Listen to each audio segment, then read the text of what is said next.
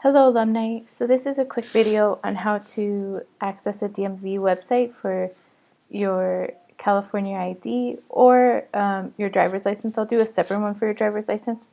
So I know most of us start at Google, so I'm going to go ahead and Google DMV. Make sure that you're going to dmv.ca.gov because sometimes there are other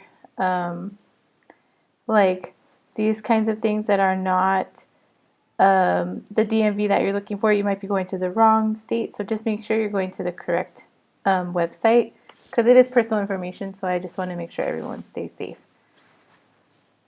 You're going to go ahead and go to driver's license and ID cards. So this will be, it depends on what you need. So if you're renewing your ID card, that means you already have one, but it's just time to renew. Driver's licenses, this is like getting it for the first time. Real ID, getting it for the first time. Changes, so that's if you change your name or address. Duplicate, so if you have a need or duplicate. And then over here is ID cards. I suggest, if possible, to go ahead and get your real ID. So what that means is it has a little bit of extra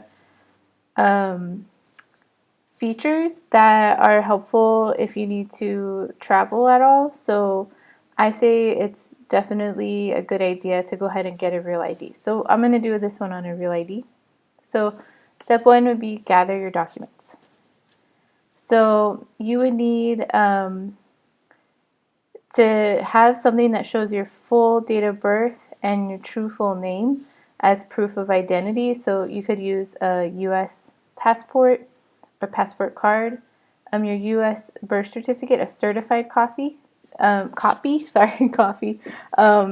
and I have a link that I'll show you of how to order a certified copy if you don't have one.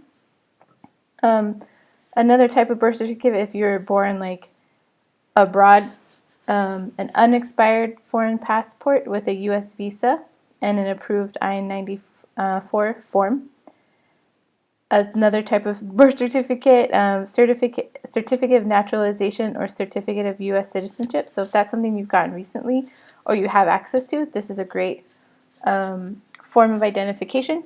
A valid unexpired permanent resident card, a valid unexpired employment authorization document card, a valid or expired permanent resident card with notice of action or approval, and an unexpired foreign passport or documents reflecting TPS eligibility. So these would be all options that you could have. So I'm going to go ahead and say I'm going to do it with my birth certificate and hit next and see what happens. Great. So does the current full name match what is on your identity document? I'm going to go ahead and say yes. Next. And then you have to show your social security number if eligible as well. So you need to make sure that it's up to date and that it's correct with the Social Security Administration. So what that means is you have to make sure that your name and social security number are all the same as what's on your other documents that you've presented. So you can use a social security card, a W-2 form, which is something you can get from your employer if you're employed, a social security 1099 form, a non-social security administration 1099 form. This is also an employment document. If you have a pay stub with your social security, or if you don't have your social security number, you would go ahead and choose this option. So I'm going to say I'm going to use my card, and I also have a link to a YouTube video of how to get your social security card. And go ahead and hit next. So you also have to prove that you have permanent residence in California. So some of you I know have P.O. boxes. So you can use a P.O. box, but you also need to have a physical resident address, and then one that says, you can have one that says P.O. box and one that shows your physical residence address. So that is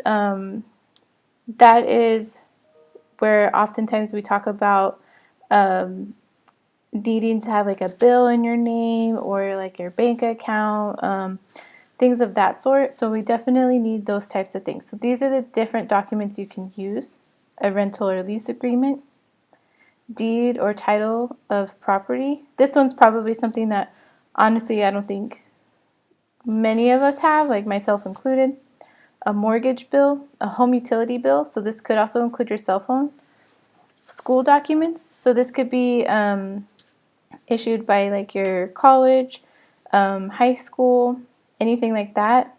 Medical documents, so like medical bills or proof that you're attending like certain medical places, employment documents, insurance documents for medical, dental, vision, life, etc.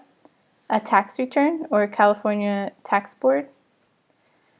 Change of address confirmation by the Postal Service. Property tax. A faith-based document that has the name and address of the organization.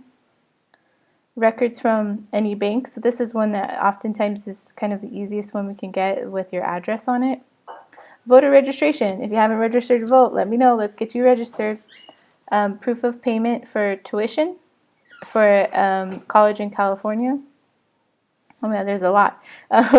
Claim for homeowners property tax, court documents, letter attesting that you reside in California from a homeless shelter. So that's also something that we can do.